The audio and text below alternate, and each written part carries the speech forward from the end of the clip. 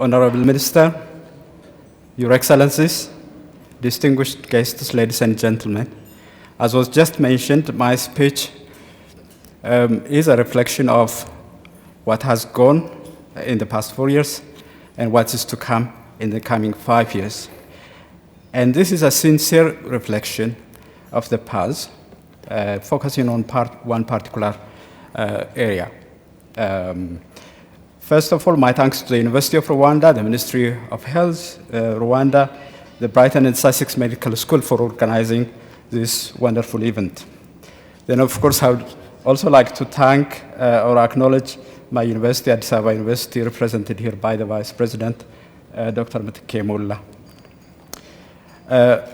I know NIHR representatives are not here, so I'll be open about this. So I'd like to acknowledge the National Institute for Health Research, and their funding is groundbreaking, I believe, for at least 2 reasons. First, their funding for neglected tropical disease is unusual and acknowledges the fact that millions of people are affected by this disease. This is also part of the fight against poverty, and NTDs being primarily diseases of poverty. Second, their interest on partnership recognizes that addressing NTDs requires local ownership and leadership. And the interest here is not just on partnership, as we know it, but on equitable partnership. As I said, I'm not here to advocate on behalf of the NIHR. Their work speaks for itself. I just want to express my sincere thanks, knowing they are not here, so I am at liberty to say so.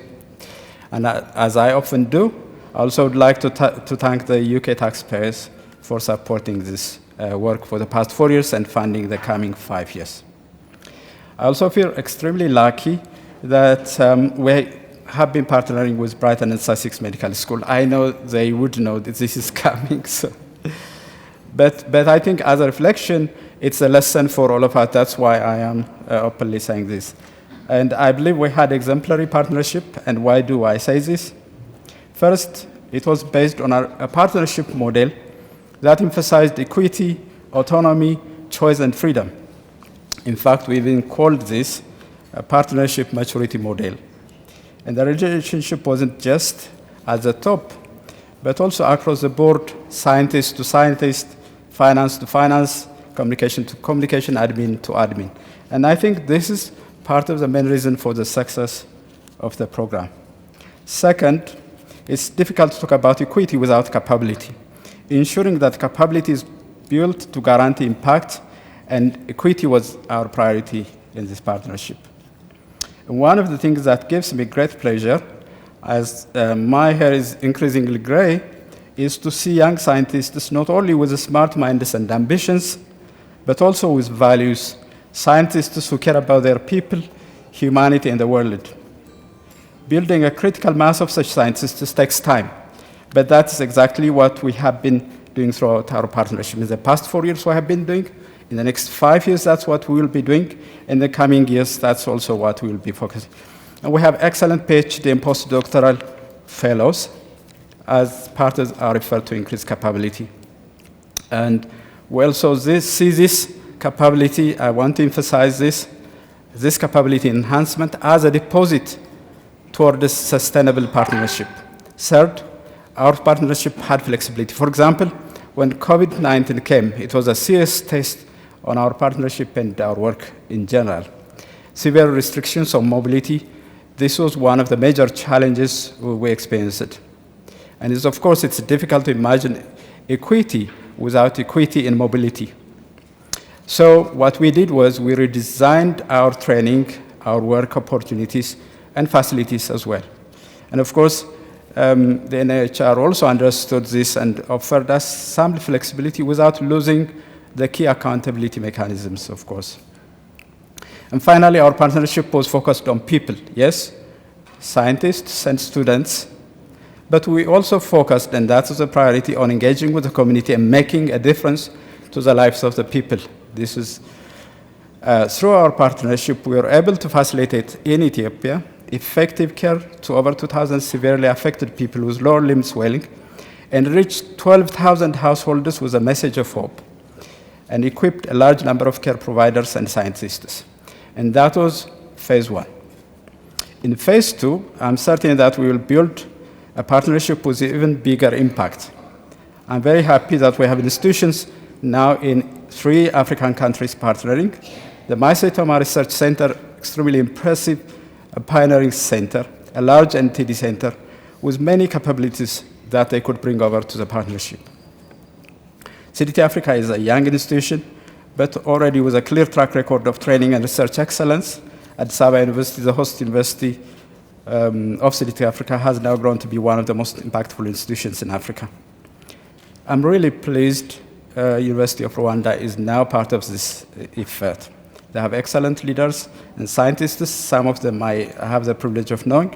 And its strengths in technology and biomedical research are important assets to our partnership. Yes, we have had long-standing ambition for South-South partnership, as was mentioned by my colleague just moments ago. But it has been a difficult journey, I have to say, because within CDT Africa itself, one of the mechanisms we have is the South-South partnership. But through this phase 2 grant, we have a chance to demonstrate that a thriving South-South partnership is possible. Finally, this is probably not my place, and I apologize in advance, but I want to end with an observation. I visited Kigali for the first time just over 3 years ago as part of a World Bank Centers of Excellence project task. I had the opportunity to visit the Kigali Genocide Memorial.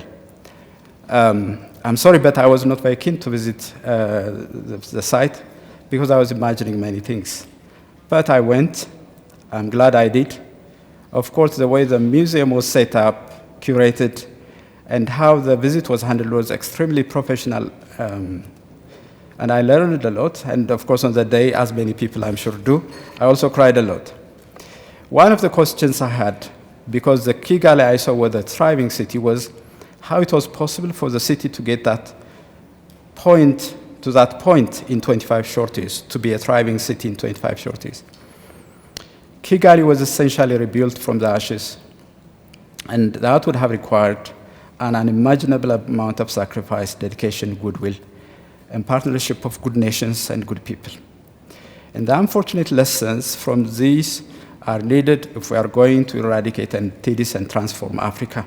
And we are talking about 400 million plus people affected by NTDs in Africa. So the task clearly is monumental. And I think to accomplish this task, Africa as a continent shouldn't just focus on NTDs and itself, but it should focus on the world globally and focus on becoming a solution for some major global challenges. And I believe that the world may be awaiting Africa because there are some critical challenges in this regard. And I believe the lessons in partnership and the battle to defeat NTDs are part of the early stages of the journey to tackling some major global challenges.